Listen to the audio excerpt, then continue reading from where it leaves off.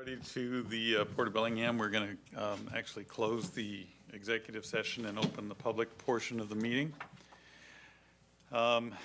We've got some advisory committee things that I'd like to read first, and then we'll go on to the regular agenda, and that is our Bellingham International Airport Advisory Committee, the BIAC, on July 18th at 4 p.m. In the ARF building, 2005 West Bakerview Road. And that's the Airport Advisory Committee. The Marine Advisory Committee is September 10th at 6 p.m. Got the summer off, and that's in the Harbor Center room, which is here, and that's in person only. The BIAC, the Airport Advisory Committee meeting, is available by Zoom if anybody wants to attend that. And then we open the meeting with public comment. We have 2 public comment periods. We ask that you keep your remarks to 3 minutes. We ask that you keep them polite. We also ask that you not, as an audience, respond to anyone else's comments, positively or negative. We'd like to hear what other people say without outside interference. We want everybody to feel comfortable expressing their opinion without the peanut gallery weighing in. That being said, we will have 2. We'll have 1 now, and we'll have 1 at the end of the commission meeting, so you can feel free to stew on your thoughts for a while and bring them up at the end of the meeting. So we'll start with public comment, and I'm going to start with Mike Merrick, if that's okay. And if you haven't signed up, that doesn't mean you can't speak. It just means that you'll have to come to the mic when these guys are done. Hi, Mike. Hi. As you know, my name is Mike Merrick, and longtime Bellingham resident, actually graduated from CM High School. I like sailing here in the bay and out in the islands, and I have a small boat that I keep over the yacht yard, which is adjacent to the City Mac, the old City Mac building. Are you aware that the port is closing that business? Yeah. You are, okay. Yeah. I'm hoping that you'll reconsider that, or at least delay it while the situation is studied, because it may have more impact than maybe you realize. That's all I had today. Oh, thanks. For the commission, we bought the building back a couple months ago. I think we closed in March. We did provide notice to the tenants that we would be the new owners of the building and looking for new tenants. We did give these sailboats through the end of the season, so we didn't just tell them they needed to leave then. We told them they could stay through, I believe, August or September. Had some flexibility there. Okay, Jeff, Vernon. Hello, my name's Jeff Vernon, and I own the yacht yard that used to be located adjacent to the City Mac building. I'm here to speak on behalf of what's called dry sailing. It's a very large aspect of harbors with sailing programs associated with them. Dry sailing is where you store your boat on a trailer, you keep the mast up, you have the ability to drive or dolly your car to a crane and put it in the water for an evening or a weekend's worth of racing, then pull it back out and keep your boat on the hard. The yacht yard was the only place in Bellingham, with the exception of a few parking spots by top-to-bottom diving, that Bellingham Yacht Club has control over for dry sailing. So we've got approximately 15 boats that aren't going to be able to dry sail anymore, and these boats have anywhere from 3 to 5 people on them. So this is devastating to the sailing fleet. We were given till the end of August, which we were told was the end of the season, when in fact sailing in the bay goes on well into August and early November. So I am here to ask for 2 things. One is to look for a temporary solution so that people, with or without the yacht yard, people have a place to store their boats so that they can sail. If not, we're going to be losing boats and fleet members to Anacortes, which has a great dry sailing place, Shilshil, which also has a great dry sailing facility. So I'm looking for people to consider a temporary solution, and then in the future, we should consider building a permanent solution. Dry sailing isn't the future, it's here and now, and it will bring lots of people to the area to sail in regattas, as well as increase the size of the sailing fleet here. Thank you for your time. Thank you. Kat?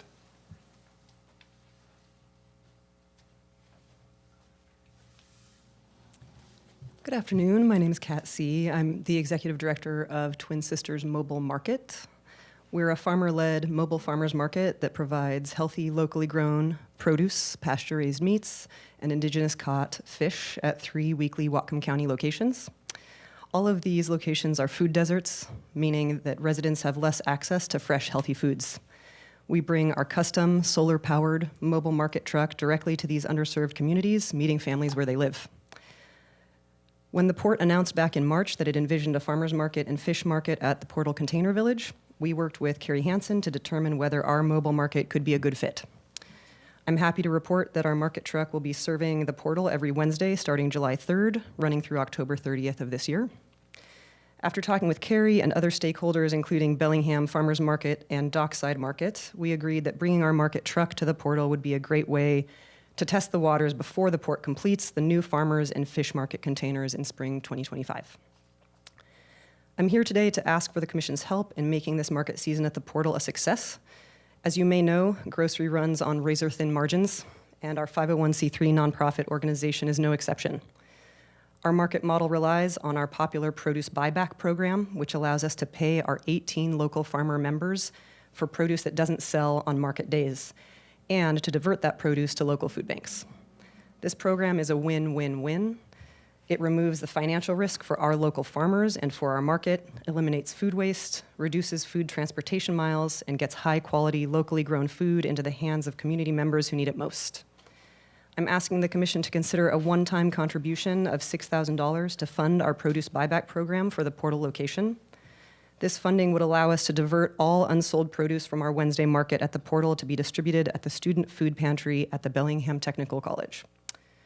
BTC's food pantry currently serves an estimated 90 students per week and distributes 500 pounds of food from Bellingham Food Bank weekly. But the food pantry offers very limited fresh produce, and organizers are eager to better serve their students' needs. Thank you for considering supporting this important food access programming and for helping to make our Portal market a success. You can also take a look at the truck outside. It's parked just outside.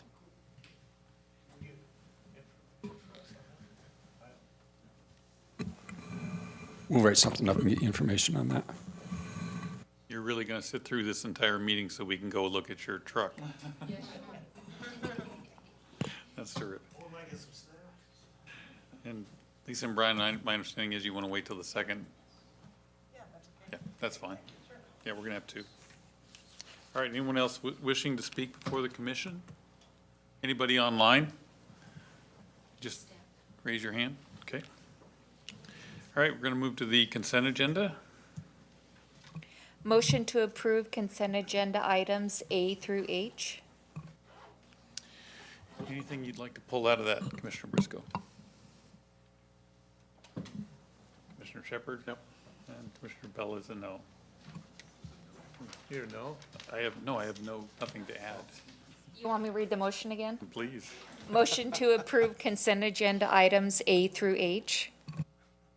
Commissioner Briscoe? Yes. Commissioner Shepard? Yes. Commissioner Bell is a yes. Glad we cleared that up. Yeah, no, I was a no. I had no comments. That looks like the end of the meeting. Seriously? Seriously. So now you have no choice, Lisa. Please come talk to us. No presentations and no action items. That's a rarity. I know, that's weird. Okay, so Lisa Adam, some of you know me. Most of you probably know me by now. So, a few weeks ago, I wrote a letter to all the commissioners, and included you, Rob, Mr. Fix, about, I live in the Birchwood neighborhood, and the port also owns property up there in that heavy impact industrial area.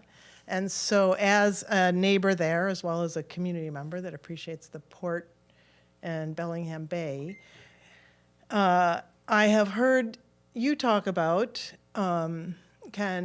your interest in getting the community together to talk about heavy impact industry in the community, including that Marine Drive area. And now the port also owns property up there.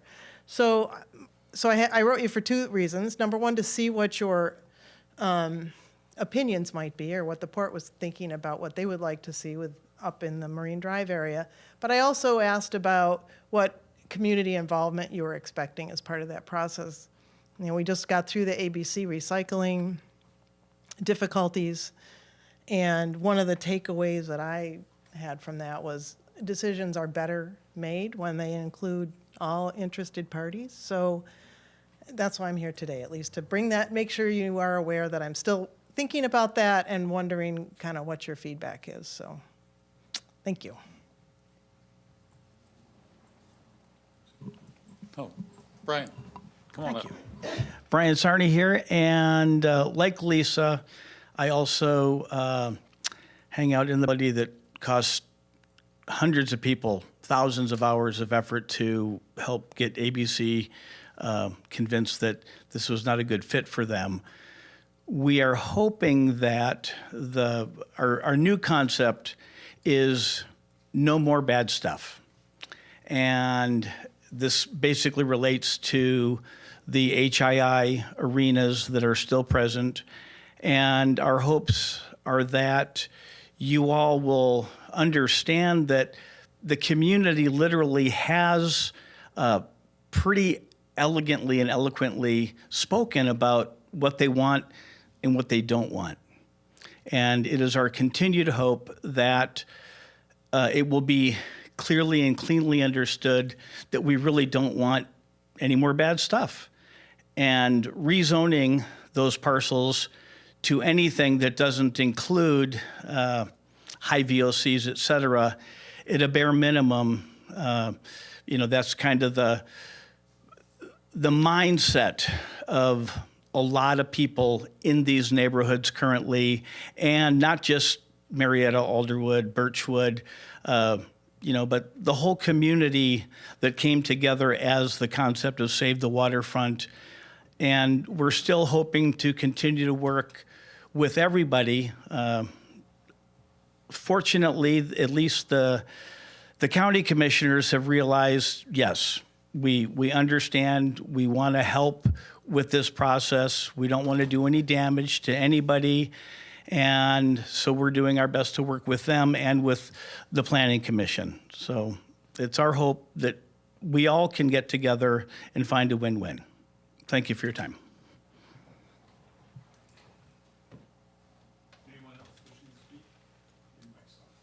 Anyone else wishing to speak before the commission? Meeting adjourned. He tried, that's not gonna fly.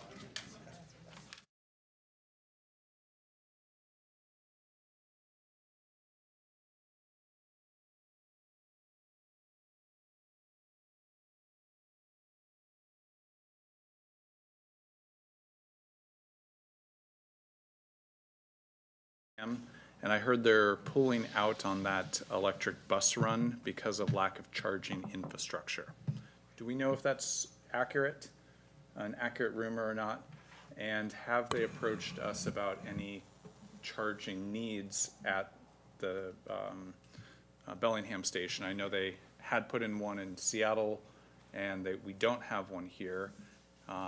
If they, I think if they needed charging infrastructure, they should have been asking us, and I'm not sure if they have. And if they really need that, and if it's an impediment for them, let's figure out if that's something we can do for them. That's certainly not impossible for us to figure out.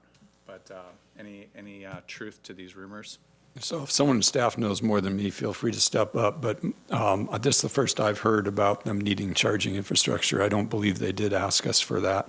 And I understood the cutting down on the bus frequency was due to increasing on the train frequency. So we'll have to get with Amtrak and trying to straighten this out. Elliot? Yeah, Elliot Smith, Real Estate Director here at the port. I was also at the opening run for that and spoke to several of the Amtrak employees then. They have not ever requested that we put in charging at that location. We could open a conversation with those same people, but as far as our team knows, they have never requested such a thing. I certainly know what trucks and buses need for chargers, so we We know what the need is, but they've not requested it. So we'll try to have a dialogue with them. Okay, if you could find out if they're gonna plan to keep running that bus or not, if they're not, why, and if there's something we can do to help. Okay? That'd be my interest. We'll come back and report. Okay, thanks. Let's see. I wanted to just check in with Brian. You and your team have been working on a few impressive grants. We're trying to go after some money from the EPA and a Clean Ports Initiative. The EPA is making some funds available for ports around the country, and I was really impressed with the grant that our team put in for some substantial money that would really have a large impact here. If you could just tell us a little bit about the grant and if there's anything we can do to bend folks' ears for support or provide any other mechanisms for making these attractive. Yeah, thanks, Commissioner Brian Gower, Director of Environmental and Planning Services. Adrian Hedges was going to, or Douglas Scott was going to be on the Zoom, but I think the Zoom might be having some problems too. So I'll try to speak to it. She's on, and I just have to give her permission. I think there was notes that people weren't hearing it clearly. So if Adrian's on, she'd be the best to speak to it. But if she's not, I can. She's on. I just gave her permission to unmute. I'm looking at the video guy because several people have come up to him.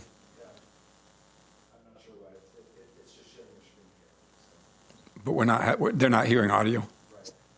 Oh, it sounds like. That's not my job. Well, yeah, so we're gonna have a hard time communicating with Sure. Zoom. So, okay, she's in the building, you come down? No, she's at a conference right now. She's in remotely, but that's fine. I can take it. Yeah, it's actually a really great opportunity.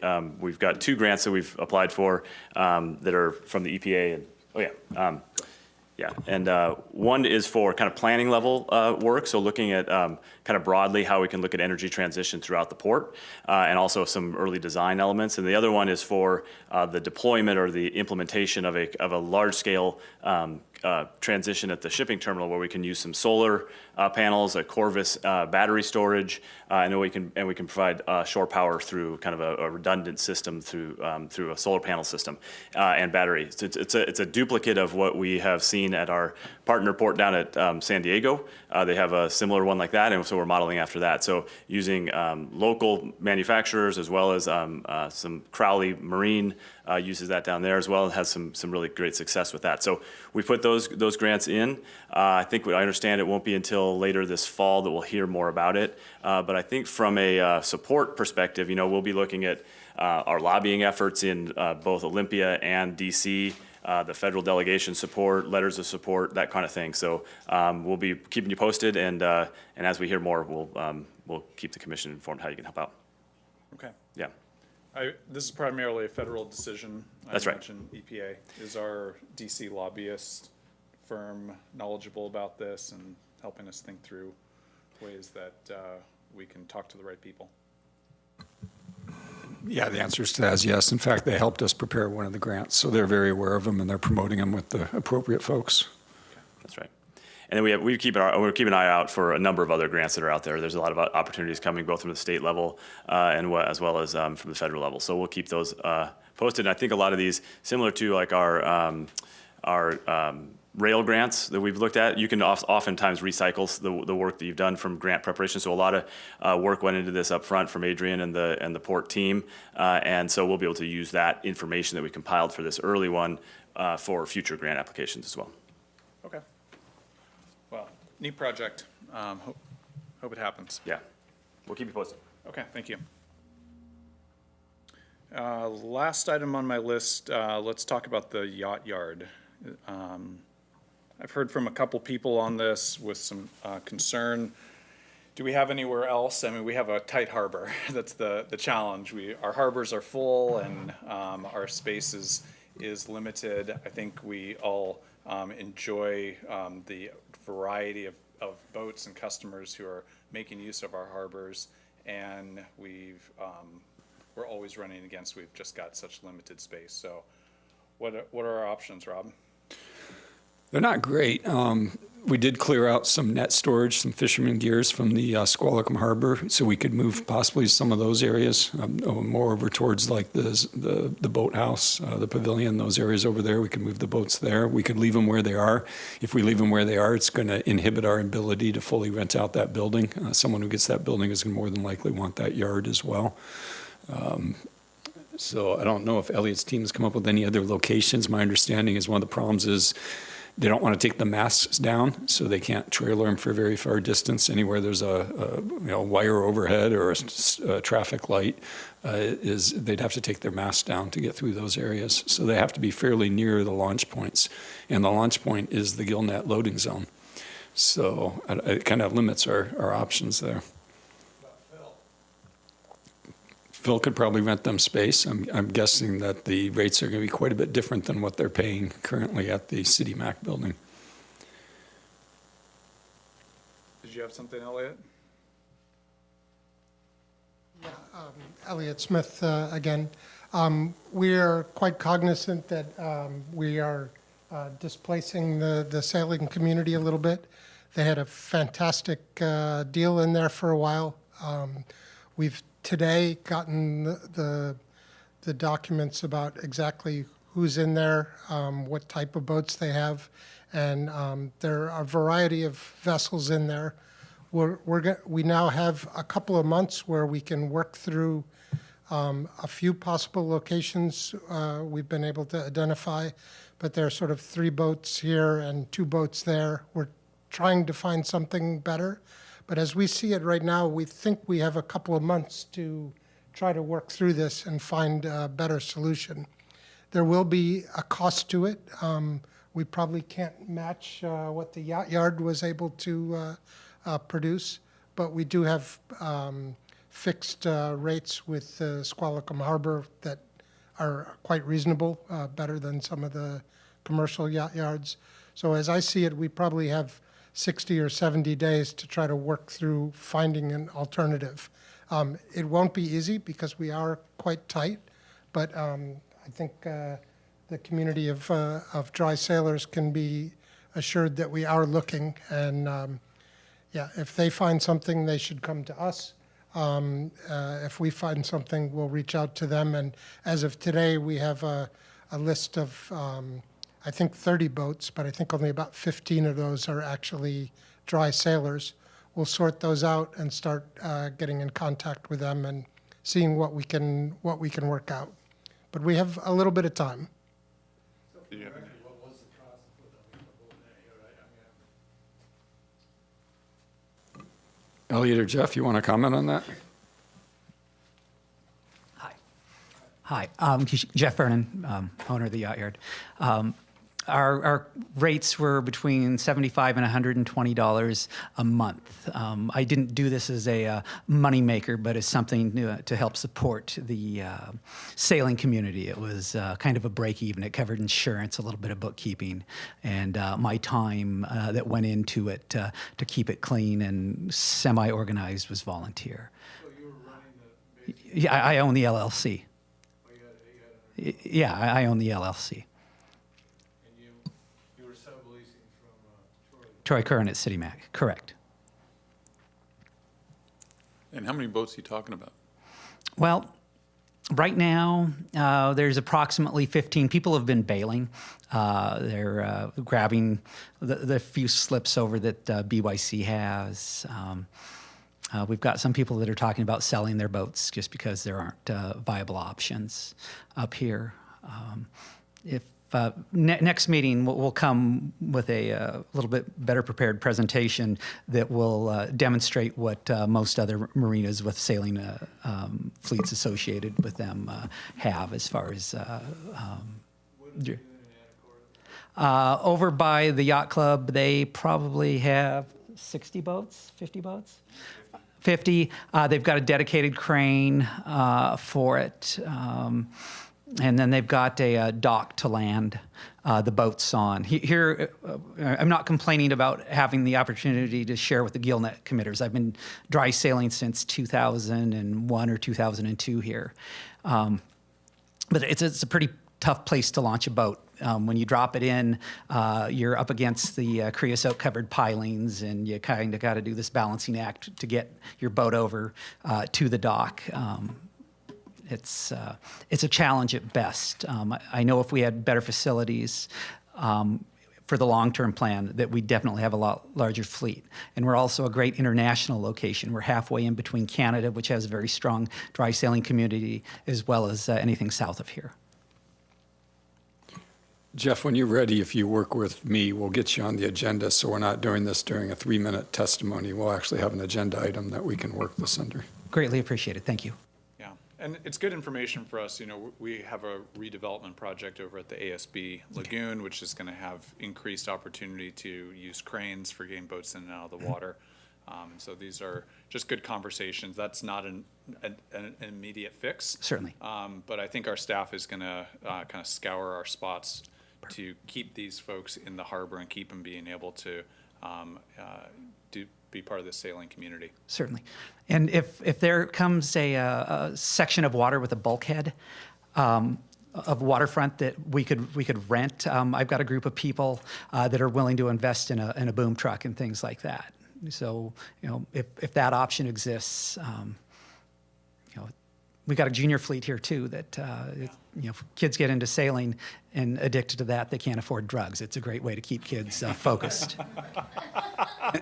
And you need, I like that, and you need a bulkhead because you can't, you need a bulkhead because you can't reach, is that? Just something with some depth to it. If we have a bulkhead that we can put a boom truck on, then we can launch, set our boats in the water. You know, and, Can't go over the rock. yeah, Gotcha. so, But that's a reach issue. You could have if you had a bigger crane, you could get over the rocks.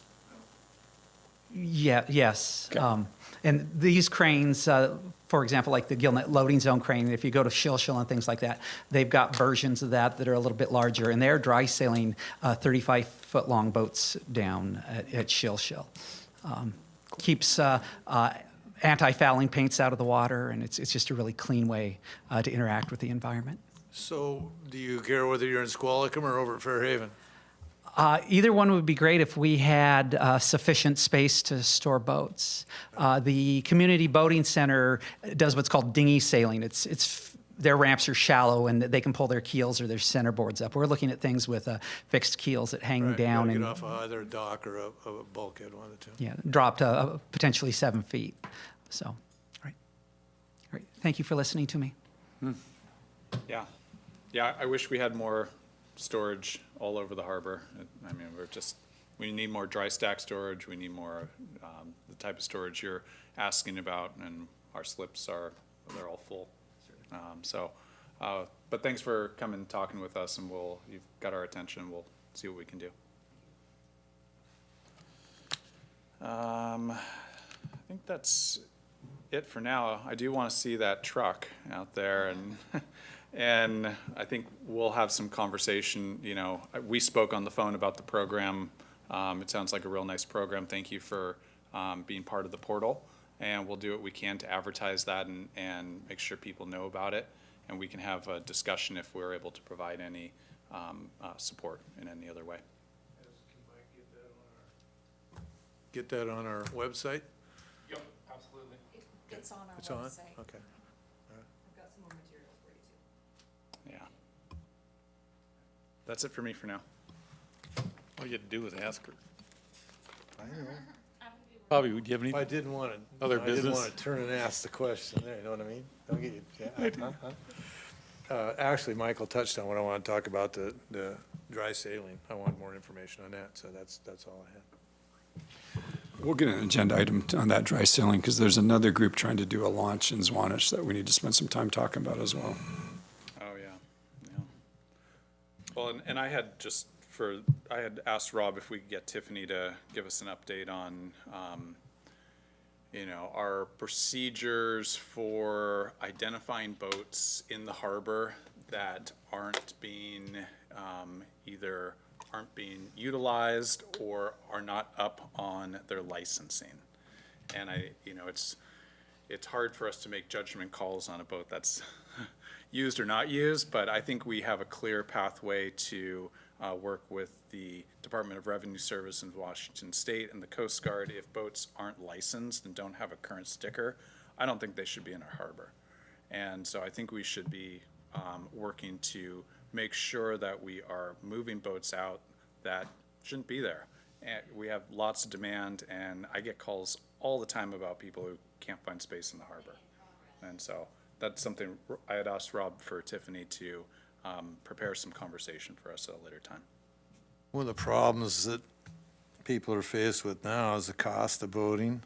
A lot of these boats that are sitting in our harbor are for sale, but nobody's buying, you know, and people don't have, that's why Mr. Reese was supposed to put a dry stack up, and we would have a lot of the vessels that are taking up space that people are using boats Yeah. would solve that problem, so, you know, that's the long and short of it is there's no place for them to go other than tied in that stall down there, because most people can't get them in their backyard.